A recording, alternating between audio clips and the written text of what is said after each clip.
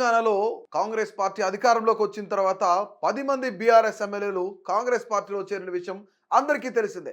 కానీ ఇప్పుడు ఆ ఎమ్మెల్యేలంతా కూడా సుప్రీంకోర్టులో ఒక్కసారిగా ప్లేట్ ఫిరాయించారు. ఇక సుప్రీంకోర్టులో ఒక్కొక్కరిగా అఫిడవిట్ దాఖలు చేస్తున్నారు ఫిరాయించిన ఎమ్మెల్యేలు. మేము పార్టీ మారలేదు, కానీ మర్యాదపూర్వకంగానే ముఖ్యమంత్రి రేవంత్ రెడ్డిని కలిశాము.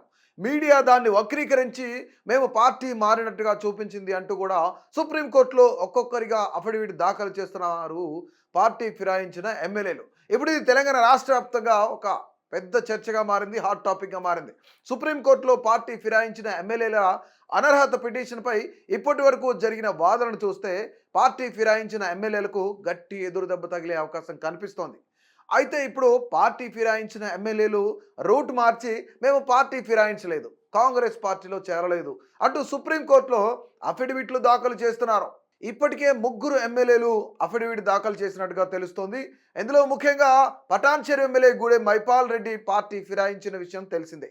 అయితే సుప్రీంకోర్టులో మాత్రం నేను పార్టీ ఫిరాయించలేదు, కాంగ్రెస్ పార్టీలో చేరినట్టు వస్తున్న వార్తలన్నీ కూడాను అవాస్తవం అంటూ ఆయన కొట్టిపారేశారు. ఇక బీఆర్ఎస్ పార్టీతో నాకు మంచి అనుబంధం ఉంది అని కూడా ఆయన చెప్పుకొచ్చారు. ఇక శాసనసభకు మూడోసారి ఎన్నికయ్యాక వ్యక్తిగత స్థాయిలో ముఖ్యమంత్రిని కలిశానని, పార్టీ మారలేదు అంటూ కూడా సుప్రీంకోర్టులో అఫిడవిట్ దాఖలు చేశారు. ఉమ్మడి మహబూబ్ నగర్, రంగారెడ్డి జిల్లాకు చెందిన ఎమ్మెల్యేలు సైతం ఈ విధంగానే సుప్రీంకోర్టులో అఫిడవిట్ దాఖలు చేసినట్టుగా తెలుస్తోంది. ఇక ఎమ్మెల్యేలు దాఖలు చేసిన ఈ అఫిడవిట్లపై సుప్రీంకోర్టు ఎలా స్పందిస్తుందో వేచి చూడాలి. మరి ఇంకా ముందు మనం చూసినట్లయితే ఎప్పటి నుంచో బీఆర్ఎస్ నేతలందరూ కూడా చెప్తున్న మాట, ఖచ్చితంగా పార్టీ ఫిరాయించిన ఎమ్మెల్యేలకు గట్టి ఎదురుదెబ్బ తగులుతుంది.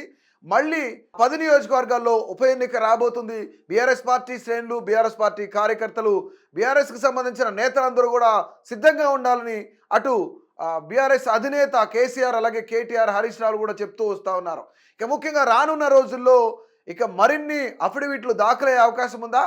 ప్రస్తుతానికి ఉన్న ముగ్గురు మహబూబ్ నగర్, అలాగే ఉమ్మడి రంగారెడ్డి జిల్లాకు సంబంధించిన 2 ఎమ్మెల్యేలు, అలాగే మరీ ముఖ్యంగా మనం చూసినట్లయితే పటాన్చెరు ఎమ్మెల్యే కూడాను ప్లేట్ ఫిరాయించినట్టు చాలా క్లియర్గా తెలుస్తుంది.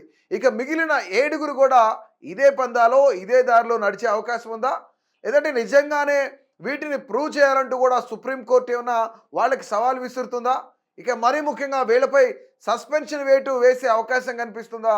ఇక రానున్న రోజుల్లో తెలంగాణలో ఆ 10 నియోజకవర్గాలకు ఉప ఎన్నికలు జరిగే అవకాశం ఉందా లేదా అనేది కూడా ప్రతి ఒక్కరు కూడా మీ యొక్క అభిప్రాయాన్ని తప్పకుండా తెలియజేయండి.